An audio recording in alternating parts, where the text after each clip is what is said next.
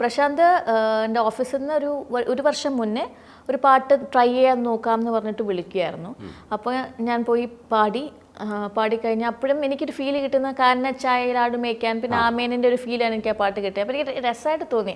കാരണം ആമേനിൽ ആ പാട്ട് കേൾക്കുന്ന സമയം എനിക്കും കൂടെ പാടാൻ പറ്റുന്ന പാട്ടാണല്ലോ എന്നൊക്കെ പറഞ്ഞിട്ട് അന്ന് ഞാൻ ട്രൈ ചെയ്ത് നോക്കിയിട്ടുണ്ട്. ജസ്റ്റ് വെറുതെ വീട്ടിലൊക്കെ പാടി നോക്കിയിട്ടുണ്ട്. അപ്പം അങ്ങനെ അതേ ഒരു സ്ട്രക്ചറിൽ ഒരു പാട്ട് കിട്ടിയപ്പോൾ വളരെ സന്തോഷം തോന്നി. ഒരു 2 മാസം മുന്നേ ആയിട്ട് ലിജോയുടെ ഓഫീസിൽ നിന്ന് വിളിക്കുന്നു, അഭയം ഒന്ന് വരാൻ പറ്റുമോ എന്ന് ചോദിച്ചു. പോയി കഴിയുമ്പോൾ ലിജോ ഇരിക്കുന്നു, നമുക്ക് ഈ ആട്ടക്കാരിക്കൊന്ന് ഡബ് ചെയ്ത് നോക്കാവോ എന്ന് ചോദിച്ചു. ഞാൻ പറഞ്ഞു, ഞാൻ പാട്ട് പാടാനാണോ? പാട്ട് പാടാനല്ലേ എന്നെ വിളിച്ചതെന്ന് ചോദിച്ചു.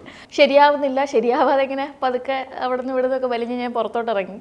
അപ്പോൾ ലിജോ ആശ്വസിപ്പിക്കാൻ വേണ്ടിയിട്ട് എനിക്ക് അഭയ പാടിയ പാട്ട് കേൾപ്പിച്ചു തരട്ടെ എന്ന് പറഞ്ഞിട്ട് അപ്പോഴാണ് ഞാൻ ഇദ്ദേഹത്തിനാണ് ഈ പാട്ട്, ഈ സിനിമയിലാണ് ഈ പാട്ട് എന്നുള്ളത് എനിക്ക് മനസ്സിലായത്. അപ്പോൾ ഐ വാസ് സോ ഹാപ്പി. കണ്ടിട്ട് ലാലേട്ടൻ അവസാനം വരുന്നു, ചെമ്പ് പൊട്ടിക്കുന്നു, അതൊക്കെ ഭയങ്കര സന്തോഷമായിരുന്നു.